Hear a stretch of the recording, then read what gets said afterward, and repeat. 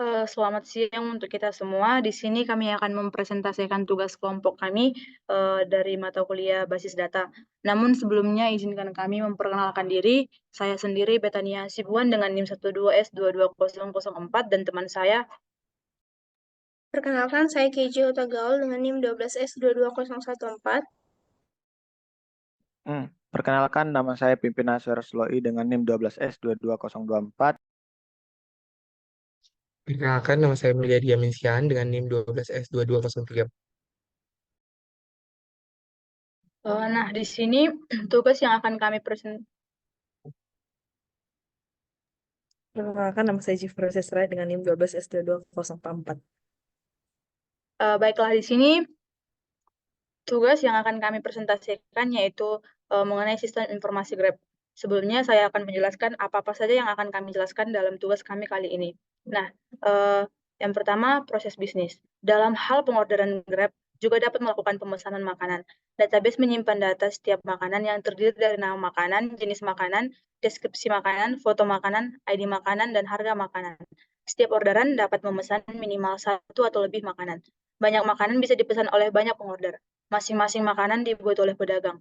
Setiap makanan dapat dibuat oleh satu sampai banyak pedagang, dan si pedagang dapat membuat satu sampai banyak makanan. Nah, database dapat menyimpan data pedagang, yaitu nama pedagang, ID pedagang, alamat pedagang, rating pedagang, telepon pedagang, dan jam operasional pedagang. Kemudian, opsi lain dari pengorderan dapat melakukan pengantaran barang. Setiap orderan itu dapat memesan satu atau lebih pengantaran barang. Banyak pengantaran barang dapat dilakukan dalam satu orderan. Pengantaran barang diperlukan beberapa data, yaitu nama barang, jenis barang, nomor resi, deskripsi barang, alamat pengirim, alamat penerima, nama pengirim, dan nama penerima. Hal tersebut berguna untuk mengetahui barang yang ingin diantar ke alamat mana dan untuk siapa. Setiap orderan akan memiliki pembayaran atau payment. Pembayaran itu dilakukan oleh seorang customer. Setelah dibayar oleh customer, driver akan menerima pembayaran. Database menyimpan data pembayaran berupa harga makanan, nominal, nomor pembayaran, alamat, harga kurir, diskon, metode pembayaran, dan tanggal pembayaran. Setiap order dapat memiliki satu atau lebih pembayaran, dan setiap pembayaran hanya boleh dimiliki oleh satu orderan. Selanjutnya akan dijelaskan oleh teman saya. Yang berikutnya ialah functional requirement dan non-functional requirement.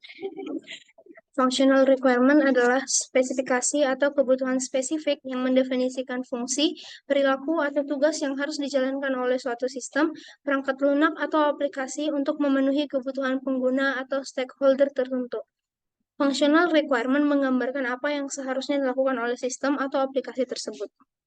Ada beberapa functional requirement dari sistem informasi Grab. Yang pertama adalah pendaftaran pengguna, di mana sistem harus memungkinkan pengguna untuk mendaftar dan membuat akun dengan informasi pribadi, alamat, dan informasi pembayaran untuk dapat menggunakan layanan. Berikutnya, pemesanan makanan, di mana pengguna harus dapat memilih restoran atau makanan dari berbagai pilihan yang tersedia, menentukan pesanan mereka, dan melakukan pembayaran secara online melalui aplikasi. Berikutnya, pelacakan pesanan, di mana pengguna harus dapat melacak status pesanan mereka, mulai dari konfirmasi pesanan, persiapan makanan, hingga pengiriman untuk memberikan informasi yang jelas tentang kapan pemesanan mereka akan tiba. Berikutnya, pengelolaan pembayaran, di mana sistem harus dapat memproses pembayaran dengan aman dan efisien, menyimpan informasi pembayaran pengguna dengan aman, serta mengirimkan kwitansi atau bukti pembayaran setelah transaksi selesai. Berikutnya ialah rating dan ulasan, di mana pengguna harus dapat memberikan peringkat dan ulasan terhadap restoran atau pengemudi pengantar setelah pesanan selesai untuk memberikan umpan balik kepada platform dan membantu pengguna lain memilih layanan yang terbaik.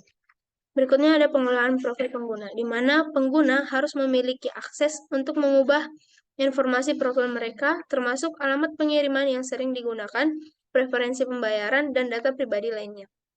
Berikutnya notifikasi real-time, di mana sistem harus dapat memberikan notifikasi real-time kepada pengguna, baik itu tentang status pesanan, promosi, atau informasi terkait layanan. Berikutnya integrasi sistem pembayaran, di mana aplikasi harus mendukung berbagai metode pembayaran seperti kartu kredit, dompet digital, atau sistem pembayaran elektronik lainnya. Berikutnya pengelolaan stok restoran, di mana restoran mitra harus memiliki akses ke platform untuk mengelola inventaris mereka, memperbarui menu, serta memperbarui ketersediaan makanan secara real-time.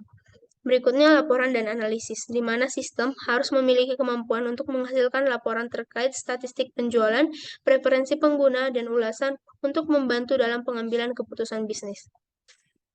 Yang berikutnya ialah non-functional requirement, merupakan persyaratan yang tidak berkaitan langsung dengan fungsional spesifik dari suatu sistem, aplikasi, atau perangkat lunak, tetapi mempengaruhi cara di mana sistem tersebut beroperasi, performa, keamanan, atau kinerjanya. Non-functional requirement menjelaskan kualitas sistem atau bagaimana sistem tersebut harus berperilaku, bukan hanya apa yang sistem tersebut lakukan.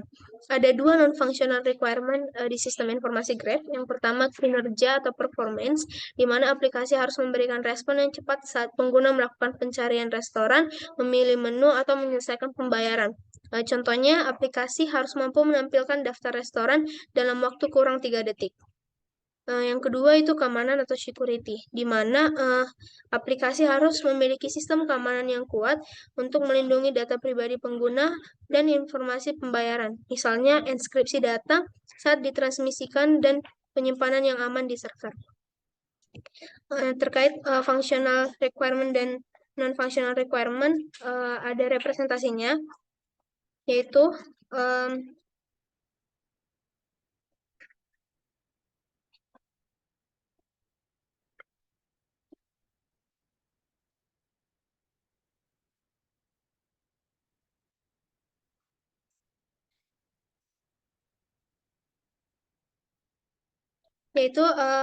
ER diagram, di mana di ER diagram yang kami buat ini ada beberapa entitas yang berelasi satu sama lain. Sebagai contoh, bisa dilihat di layar. Yang pertama ialah entitas registrasi yang berelasi dengan pelanggan, di mana relasinya ialah melakukan, di mana pelanggan bisa melakukan registrasi. Si entitas registrasi ini memiliki beberapa atribut. Yang pertama kontak, nomor identifikasi, tanggal registrasi, nama pelanggan, dan alamat dengan nomor identifikasi sebagai primary key.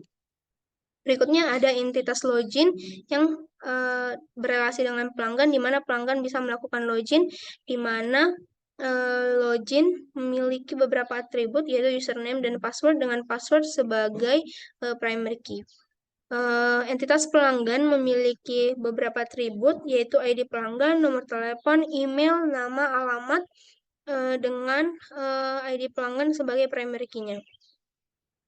Kemudian entitas pelanggan berelasi dengan pembayaran, di mana pelanggan bisa melakukan pembayaran dengan pembayaran memiliki beberapa atribut, yaitu harga pesanan, nominal, nomor pembayaran, alamat, harga kurir, diskon, metode pembayaran, dengan nomor pembayaran sebagai primary key. Nah, pembayaran berelasi dengan driver, di mana driver menerima pembayaran. Dengan driver memiliki atribut, yaitu nama driver, alamat, nomor telepon, status, ID driver, dengan ID driver sebagai primary key-nya. Lalu, di entitas pembayaran dan driver ini memiliki kardinalitas many-to-many, yang dimana setelah kedua entitas ini berelasi akan menghasilkan atribut baru di relasinya, yaitu jumlah pembayaran dengan tanggal pembayaran. Berikutnya, entitas driver berelasi dengan order, di mana driver bisa mengambil orderan. Di mana order memiliki beberapa atribut, yaitu tanggal order, tujuan order, serta ID order, dengan ID order sebagai primary key. Entitas driver juga berelasi dengan kendaraan, di mana kendaraan memiliki beberapa atribut, yaitu tipe kendaraan, warna kendaraan, plat kendaraan sebagai primary key-nya. Kendaraan berelasi disjoin terhadap mobil dan sepeda motor, di mana mobil dan sepeda motor memiliki atribut merek mobil dan merek motor. Kemudian entitas order berelasi dengan pengantaran barang, di mana pengantaran barang memiliki atribut nama barang, jenis barang, nomor resi, deskripsi barang, alamat pengirim, alamat penerima, nama pengirim, nama penerima, dengan nomor resi sebagai primary key-nya. Nah, pengantaran barang dan order ini juga memiliki kardinalitas many-to-many yang menghasilkan atribut baru dari relasinya, yaitu kuantitas dan catatan. Berikutnya ada entitas order berrelasi dengan makanan dengan berkardinalitas many-to-many yang menghasilkan atribut baru dari relasinya, yaitu kuantitas dan catatan.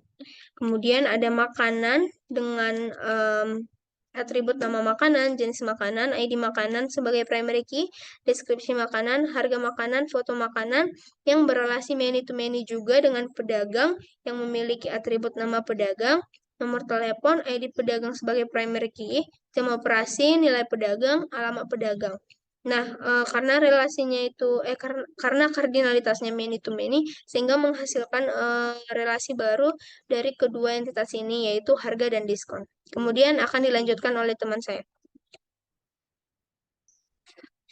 Lalu setelah selesai dibuat IRD, langkah selanjutnya adalah menentukan konseptual data model atau yang disingkat dengan CDM, yang dimana CDM ini adalah representasi abstrak dari struktur data yang digunakan dalam suatu organisasi atau sistem.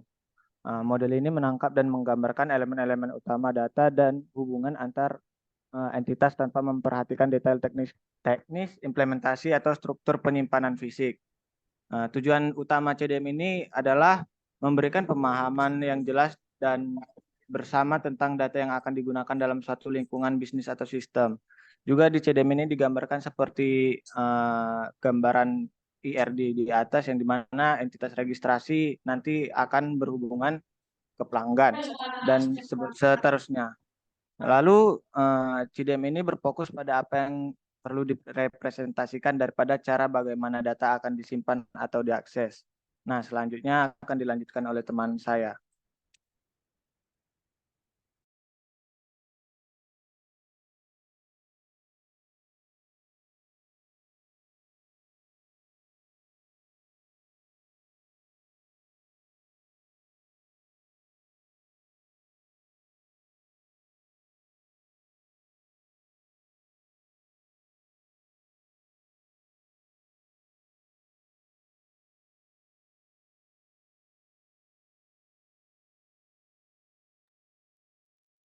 Nah, setelah CDM, ada yang kedua itu adalah PDM.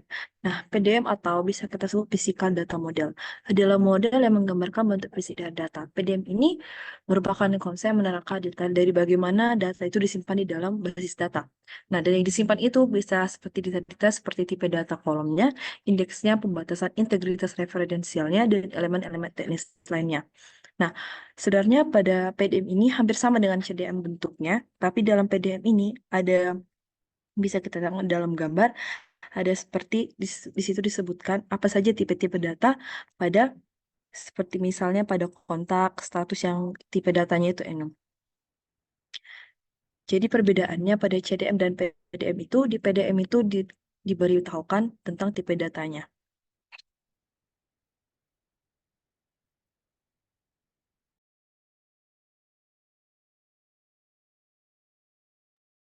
Berikutnya saya akan menjelaskan tentang normalisasi. Berikut ialah gambaran tabel fisik yang telah kami buat dari proses IRD tadi. Sebelum membuat normalisasi, kita harus mengetahui tabel fisik terlebih dahulu. Oleh karena itu, berikut adalah normalisasi. Seperti yang kita ketahui, normalisasi adalah suatu teknik untuk menghasilkan sekumpulan relasi atau tabel yang memiliki struktur yang baik dan bebas dari redundansi data. Normalisasi data adalah proses mengatur ulang database, termasuk menghapus data yang terduplikasi, sehingga database terlihat rapi dan teranalisis bisa menggunakannya lebih efisien. Normalisasi data juga membantu memudahkan analisis data dalam pengambilan keputusan. Normalisasi data atau normalisasi database tidak hanya berfungsi memudahkan analisis data dan dalam mengambil keputusan, tetapi juga untuk menghilangkan atau mengurangi redundansi data dan memastikan dependensi data yang baik. Normalisasi data base terdiri dari banyak bentuk. Dalam ilmu basis data ada 7 bentuk, yaitu 1NF, 2NF, 3NF, BCNF, 4NF, 5NF, dan DKNF. Dalam melakukan normalisasi perlu diperhatikan beberapa tahapan antara lain. Tahap 1NF, memastikan bahwa setiap kolom atau tabel hanya bernilai 1 dan tidak ada nilai yang berulang.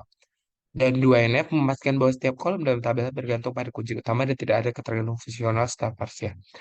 Yang ketiga NF merupakan memastikan bahwa setiap kolom dalam tabel tidak memiliki ketergantungan fungsionalitas transitif pada kunci utama. Tahap selanjutnya jika diperlukan dapat dilakukan normalisasi hingga bentuk normalisasi yang lebih tinggi. Tetapi pada proyek kali ini kami hanya menggunakan sampai 3NF yang telah disepakati oleh guru Bastet. Berikutnya, dalam melakukan normalisasi, perlu diperhatikan bahwa normalisasi harus dilakukan hati-hati dan tidak berlebih karena dapat mengakibatkan prokrastinasi yang berlebih dan kinerja yang buruk dari program kita tersebut. Berikut merupakan normalisasi dari tabel grab tadi.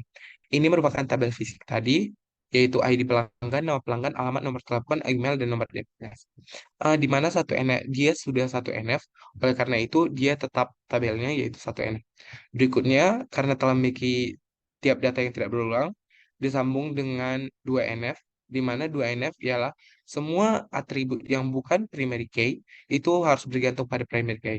Di mana kita dapat melihat bahwa nama pelanggan, alamat, nomor telepon, email sudah bergantung ke ID pelanggan. Sedangkan nomor diidentifikasi belum. Oleh karena itu dibedakanlah tabel ID pelanggan dengan nama pelanggan, alamat, nomor telepon, email dengan tabel identifikasi yaitu ID pelanggan dan nomor identifikasi seperti gambar berikut. Berikutnya yang perlu dinormalisasikan ialah tabel relasi pelanggan dan pesanan. Kita dapat lihat bahwa pelanggan dan pesanan di sini adalah tabel fisiknya. Berikutnya kita dapat melihat satu NF-nya bahwa itu telah satu NF terlebih dahulu. Berikutnya dua NF-nya yaitu kita dapat melihat bahwa ID pesanan telah bergantung terhadap kuantitas dan tanggal pendanaan. Sedangkan kita bisa melihat bahwa tabel pelanggan itu harus dipisahkan terhadap ID pelanggan dengan ID pesanan, karena ID pesanan tidak bergantung ke ID pelanggan tadi. Berikutnya, kita dapat melihat relasi pelanggan dan login. Kita melihat ID pelanggan dengan password. Berikutnya, kita dapat membawa tabel relasi order dan pengantaran barang. Ini merupakan tabel fisiknya, dan ini dua NF-nya. Karena kan tabel tadi tidak bergantung kepada primary key, dipisahkanlah ID pesanan dengan nomor resi agar bergantung ke primary key. Dan ini tampak tiga NF-nya, yaitu semuanya harus bergantung terhadap, tidak ada yang bergantung secara dependensi, yaitu A ke B, B ke C. Berikutnya, ini tiga NF tadi, relasi tadi. Berikutnya yaitu tabel relasi order dan makan, di mana ini merupakan satu NF-nya yang sudah tidak memiliki duplikasi data, dan itu juga sudah dua NF, karena dia tidak semuanya sudah bergantung ke primary key. Berikutnya yaitu tabel 3.6, yaitu tabel relasi makanan dan pedagang. Ini satu NF-nya, dan ini dua NF-nya. Dia dipisahkan karena harga dan diskon, hanya harga dan diskon yang bergantung ke ID pedagang. Sedangkan dapat dilihat bahwa harga tidak bergantung ke ID pedagang. Oleh karena itu, karena harga bergantung kepada ID makanan, dipisahkan tabel ID makanan dengan harga. Berikutnya itu tabel deskripsi pengantaran barang. Kita dapat melihat satu NF-nya ini tidak ada duplikasi data. Berikutnya dua NF-nya itu dipisahkan, di mana hanya nama driver yang bergantung ke ID driver. Tetapi nomor telepon tidak bergantung ke ID driver, oleh karena itu dipisahkan. Berikut dua NF-nya. Tiga NF-nya dipisahkan kembali agar tidak ada yang bergantung A dengan B, B dengan C. Seperti yang terlihat tadi bahwa ID driver bergantung ke ID pesanan dan tujuan pesan. Selanjutnya yaitu tabel makanan. Ini tabel makanannya satu NF, tidak ada yang ganda dan hanya memiliki satu data dan tidak terjadi redundansi data. Berikutnya kita dapat melihat satu NF-nya yaitu plat kendaraan dan tipe kendaraan dipisahkan. Dan ini merek mobilnya. Berikut plat kendaraannya dengan warna kendaraan. Dan ini merupakan satu NF yang digabungkan secara keseluruhan. Eh, ini relasinya. Hmm, Berikutnya kita dapat melihat tabel order memiliki pembayaran, di mana ini merupakan tabel awal sebelum normalisasi dan ini tabel 1NF, di mana dia telah tidak memiliki redundansi data. Berikutnya kita dapat melihat 2NF, di mana hanya nominal metode pembayar dan alamat yang bergantung ke nomor pembayaran. Sedangkan harga pesanan, harga kurir diskon, alamat belum bergantung ke harga pembayaran. Oleh karena itu digabungkan ke nomor pembayaran sebagai primary key. Berikut tabel pelanggan melakukan pembayaran. Dapat kita lihat bahwa tabel awal sebelum normalisasi seperti berikut. Karena tabel awal tadi sudah dibuatlah satu NF. dapat terlihat bahwa dua NF-nya itu hanya harga pesanan nominal, harga kurir diskon, dan metode pembayaran yang bergantung ke nomor pembayaran. Sedangkan ID pesanan belum bergantung ke alamat belum bergantung ke ID pesanan. Oleh karena itu dipisahkan tabelnya. Berikutnya tabel driver menerima pembayaran. Ini merupakan satu NF-nya dan ini merupakan satu NF. Dia tidak terjadi redundansi. Ini dua NF-nya di mana jumlah pembayaran dan tanggal pembayaran yang hanya bergantung ke ID driver. Sedangkan nomor pembayaran belum bergantung ke ID driver. Oleh karena itu dikeluarkan. Sekian dari saya dan akan dilanjutkan oleh teman saya. Kemudian ialah implementasi dari yang sebelumnya itu baik dari IR diagram, model, serta hasil normalisasinya. Implementasi ini diimplementasikan dengan SQL. Yang pertama itu membuat database-nya. Untuk membuat database dibuat perintah yaitu create database dengan nama database yaitu grep. Karena seperti di awal ini merupakan sistem informasi grep.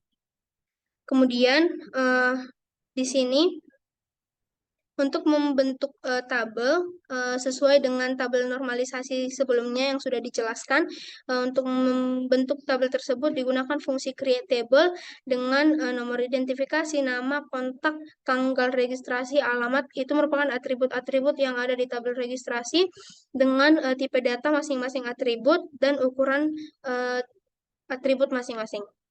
Dengan primary key diberitahu di sini nomor identifikasi. Berikutnya ada tabel pelanggan dibuat dengan fungsi create table pelanggan dengan atribut ID pelanggan, nama pelanggan, dan sampai seterusnya dengan primary key ID pelanggan. Kemudian ada create table login di mana ada username password dengan primary key password. Kemudian tipe datanya char dengan ukuran masing-masing 50-50. Kemudian ada create table pesanan dengan atribut ID pesanan bertipe data varchar berukuran 50, tujuan pesanan bertipe data varchar dengan ukuran 50 dengan primary key-nya ID pesanan. Ada create table deskripsi pengantaran barang dengan atributnya serta tipe datanya. Nah, di sini contohnya kuantitas bertipe data integer. Seperti yang kita ketahui, kalau dia integer tidak dibuat ukurannya. Kemudian ada tabel makanan dengan atribut seperti yang ditampilkan. Deskripsi pemesanan juga di create table-nya. Lalu ada create table pedagang, di mana ada atribut-atribut ID pedagang, nama pedagang, nomor pedagang, jam operasi, rating pedagang, dengan tipe data float, alamat pedagang, bertipe data varchar dengan ukuran 50, serta primary key-nya ID pedagang. Kemudian ada create table untuk deskripsi pesanan makanan, dengan atribut seperti yang ditampilkan. Lalu ada create table driver, dengan ID drivernya itu bertipe data varchar dengan ukuran 50, nama driver, alamat, nomor telepon, status driver dengan primary key-nya itu ID driver. Kemudian tabel mobil, create tabel mobil dengan atribut plat kendaraan varchar, dengan kemudian tipe kendaraan varchar, merek mobil bertipe data varchar, warna kendaraan bertipe data char dengan primary key plat kendaraan. Kemudian ada create table untuk tabel sepeda motor. Ada plat kendaraan bertipe data varchar 50, berikutnya dan atribut-atribut lainnya. Kemudian ada create table untuk pembayaran juga dengan atribut-atribut yang sudah ditampilkan. Lalu create table deskripsi pembayaran dengan atribut ID driver bertipe data varchar berukuran 50, nomor pembayaran bertipe data varchar berukuran 50, jumlah pembayaran bertipe data varchar dengan ukuran 50, lalu tanggal pembayaran varchar berukuran 100. Kemudian basic SQL query-nya akan dijelaskan oleh teman saya Pimpin. Baiklah, selanjutnya setelah database dan beserta tabel-tabelnya telah berhasil dibuat, kita masuk ke dalam basic SQL query yang dimana SQL ini adalah kepanjangannya struktur query language, ada yang dimana merupakan bahasa pemrograman yang digunakan untuk mengelola dan mengakses basis data relasional. Nah, di gambar ini di situ ada insert yang dimana digunakan untuk menambahkan data baru ke dalam tabel seperti insert to regis value, di situ dimasukkan value-value-nya ke dalam tabel si regis. Setelah itu kita menggunakan query select yang dimana menampilkan nilai-nilai yang sudah kita masukkan tadi ke dalam si tabel regis. Lalu selanjutnya di sini juga masih memasukkan nilai-nilai ke dalam tabel pelanggan yang dimana itu ada seperti di struktur tabelnya tadi nilai-nilainya dimasukkan. Dan di situ masih menggunakan select juga. Dan selanjutnya ya di sini juga masih memasukkan nilai ke dalam tabel login lalu menampilkannya yang dimana select itu untuk mengekstrak data dari satu atau lebih tabel. Selanjutnya masih menggunakan insert dan select. Lalu di sini juga kami memasukkan nilai-nilai semuanya ke dalam tabel-tabel yang sudah dideskripsikan tadi dari awal, seperti yang dijelaskan si Kezia teman kami, lalu menampilkan data-data yang sudah dimasukkan ke dalam tabel itu berhasil atau enggak. Maka selanjutnya di gambar di bawahnya itu ada ditampilkan nilai-nilai yang sudah berhasil dimasukkan. Lalu selanjutnya seperti ID makanan, ID pedagang itu tadi. Baru ini juga memasukkan nilai ke dalam tabel mobil dan menampilkan data-data yang sudah ada di dalam tabel mobil itu seperti plat kendaraan, tipe kendaraan, merek mobil dan warna kendaraan.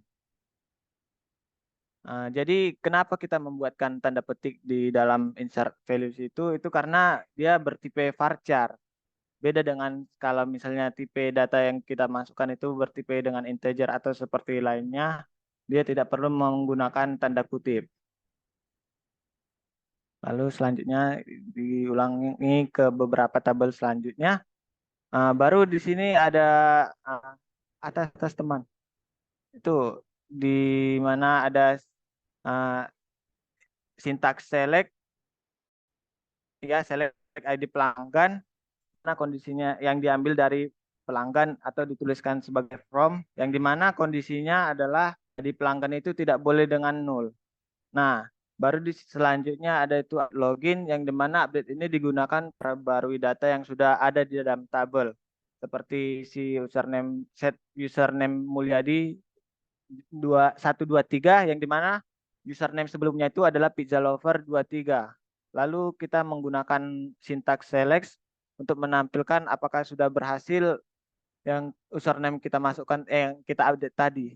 Coba ke bawah lagi teman.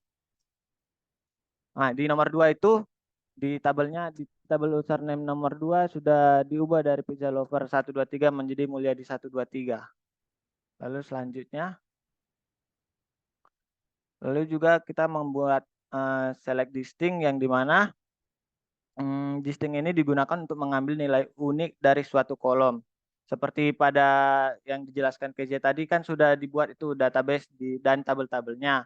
Dan beserta dituliskan bahwa primary key-nya itu si metode pembayaran.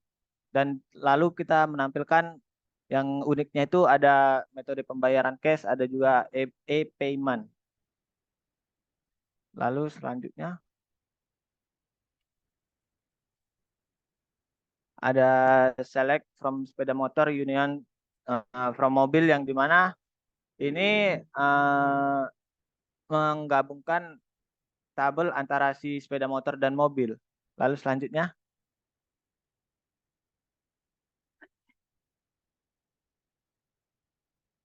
di sini ada select ID makanan sebagai makanan 10K. Jadi di sini membuat tabel baru atau multiply table. Oh iya, salah. Selanjutnya akan dilanjut dengan teman saya Beta. Saya minta maaf karena sudah kelewatan. Terima kasih. Baik, di sini saya akan melanjutkan penjelasan dari teman saya Pimpin, yaitu tentang querying multiple tables dan implementing views. Yang pertama itu saya akan menjelaskan apa itu query multiple tables. Jadi itu adalah merupakan sebuah proses mengambil data dari lebih dari satu tabel dan itu dalam basis data yang menggunakan pernyataan si struktural query language itu dengan tujuan untuk menggabungkan dan memperoleh data yang relevan dari berbagai tabel agar dapat diolah secara bersamaan. Nah, di querying multiple tables ini ada beberapa jenis clause join yang digunakan seperti inner join, left join, right join, atau full join, atau biasa disebut dengan full outer join. Seperti di layar, pertama itu kami menggunakan yang nest queries n. Itu artinya nest query dengan penggunaan operator n adalah bentuk dari subquery yang digunakan dalam pernyataan SQL dan dikombinasikan dengan operator logika n untuk menetapkan beberapa kondisi pencocokan.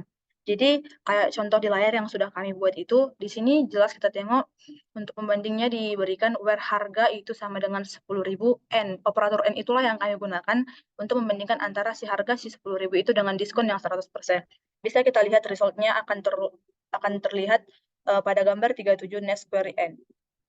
Kemudian untuk gambar yang selanjutnya, kami menggunakan nest query inner join, yang dimana nest query inner join ini atau query bersarang yang menggunakan inner join digunakan untuk mengambil data dari 2 atau lebih tabel dan menggunakan operator inner join sebagai bagian dari subquery. Yang seperti yang telah kami buat itu menggunakan operator inner join, bisa kita lihat apa-apa saja output yang akan dikeluarkan ketika sudah menggunakan operator join dapat ditandai dengan on mobil, merek mobil sama dengan sepeda motor, merek motor. Kita bisa melihat outputnya ketika kita execute. Itulah jika menggunakan nest query inner join. Yang selanjutnya kami menggunakan yang NAT in. Dia menggunakan operator NAT in. Sama seperti sebelumnya, dibandingkan juga where merek mobil, namun kita ganti operatornya menjadi NAT in, select merek motor from sepeda motor. Akan keluar output seperti di layar jika menggunakan si operator not in itu. Yang terakhir, belum. Yang selanjutnya ada left out, ada ya, ada left outer join. Ini berfungsi untuk mengembalikan semua baris dari tabel kiri. Nama yang juga left sudah jelas itu adalah tabel yang di sebelah kiri atau tabel pertama yang disebutkan dalam pernyataan join. Dan baris yang cocok dari tabel kanan atau tabel kedua yang disebutkan dalam pernyataan join. Kalau tidak ada kecocokan, kolom dari tabel kanan akan diisi dengan nilai 0. Kemudian yang terakhir itu ada full outer join, yaitu dia berguna untuk mengembalikan semua baris dari kedua tabel dengan nilai yang cocok dan 0 untuk nilai yang tidak cocok dari kedua tabel. Bisa kita lihat pada layar. Jika dia bertuliskan 0, berarti itu menunjukkan bahwa nilai yang tidak cocok dari kedua tabel tersebut. Selanjutnya akan dijelaskan oleh teman saya. Sekarang setelah itu adalah implementing view. Jadi implementing view ini adalah proses atau langkah-langkah untuk menerapkan atau menjalankan suatu tampilan atau pandangan view dalam SQL. Tampilan ini memberikan cara yang lebih terstruktur atau terfokus untuk melihat atau mengakses data tertentu dalam basis data. Seringkali dengan tujuan menyembuhkan kompleksitas struktur data yang mendasarinya. Nah, yang pertama itu adalah implementing views n. Jadi bisa kita lihat dari sini, itu adalah create view makan harga 10K, di mana sudah dibuat case-nya di mana harganya 10.000 dan diskonnya adalah 100.000. Di mana ketika kita execute akan muncul makanan yang harganya itu adalah 10K dan diskonnya 100%. Lanjut.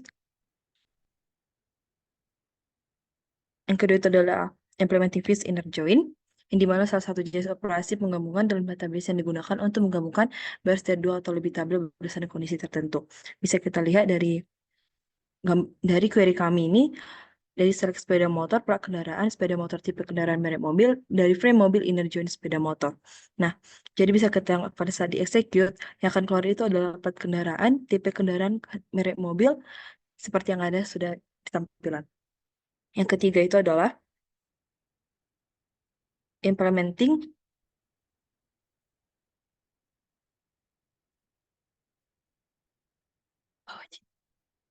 implementing views not in. Nah, ini di sini ada clause dalam base data yang dapat digunakan untuk menyaring data dari satu tabel yang tidak ada dalam tabel lain. Lanjut, kemudian adalah implementing views left outer join, di mana ini adalah penggabungan tabel data dalam database yang digunakan untuk menggabungkan baris dari tabel yang ada di sebelah kiri dengan baris dari tabel yang ada di sebelah kanan, dan juga menyertakan baris dari tabel sebelah kiri yang tidak memiliki padanan di tabel sebelah kanan. Nah, jika tidak ada, maka akan diisi dengan null seperti pada gambar. Lanjut, yang terakhir adalah full outer join. Nah, di sini adalah proses penggabungan tabel yang menggabungkan baris-baris dari dua tabel berdasarkan kondisi tertentu dan mengembalikan semua baris dari kedua tabel, bahkan jika tidak ada kecocokan dalam kondisi join. Nah, jika tidak ada, maka akan diisi null seperti pada gambar.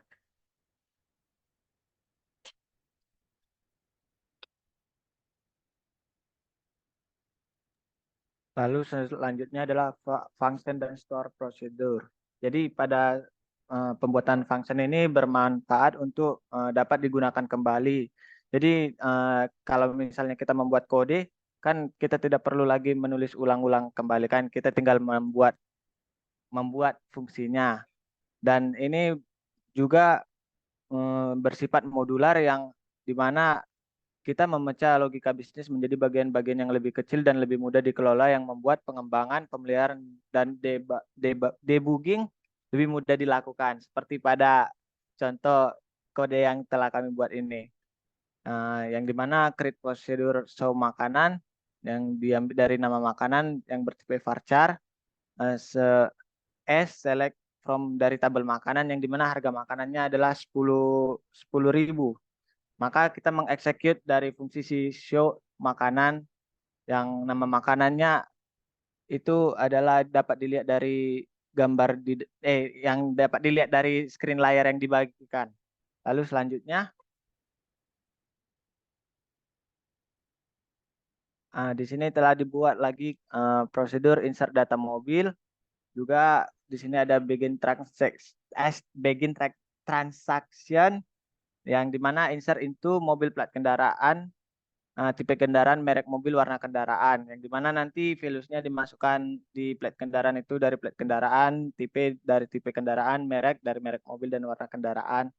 Baru dibuat juga kondisinya if commit transaction dan else rollback transaction. Baru kita mengeksekut insert data mobil.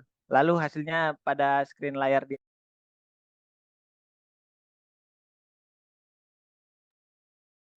Jadi inti dari pembuatan prosedur dan function di dalam sintaks database kami ini adalah memiliki beberapa manfaat, yaitu reusability atau dengan arti dapat digunakan kembali, yang memungkinkan kita menulis logika pemrograman yang dapat digunakan kembali dalam berbagai bagian database atau dalam berbagai query.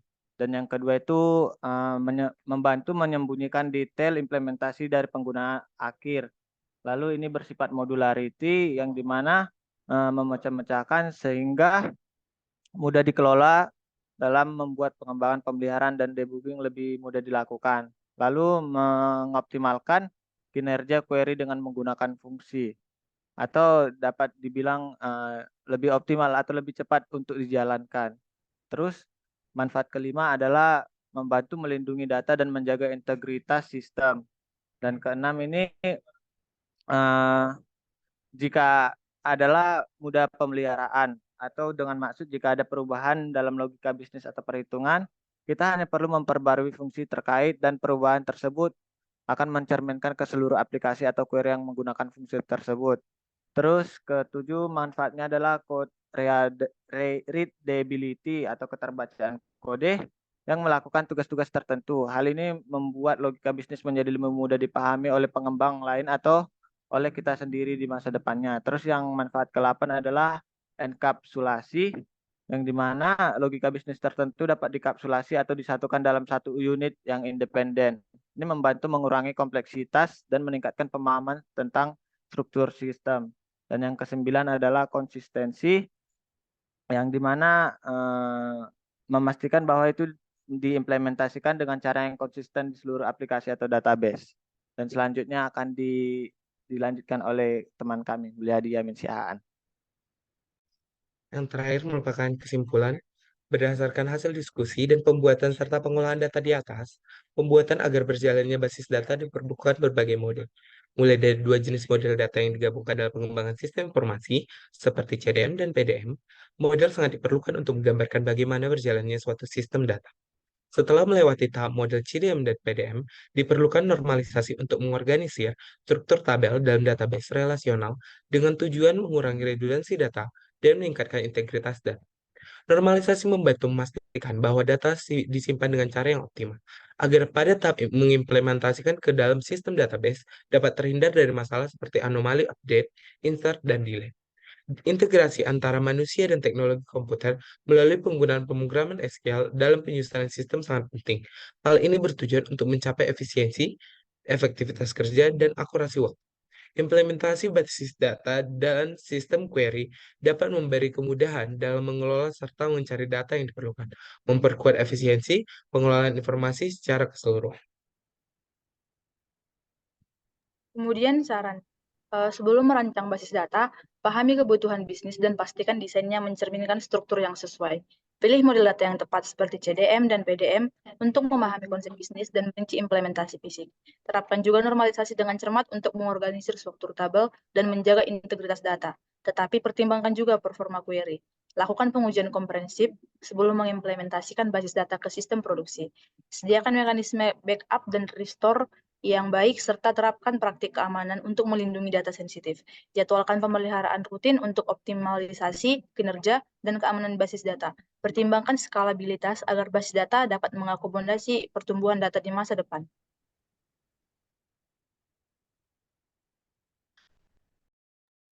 Terakhir, saya akan eh, diketahui bahwa refleksi dari setiap anggota kelompok, di mana pembagian tugas kami itu sama rata. Kami membagikan tugas menurut kemampuan masing-masing, di mana seperti jika basic SQL itu lebih dipahami oleh para perempuan, maka kami memberikan itu.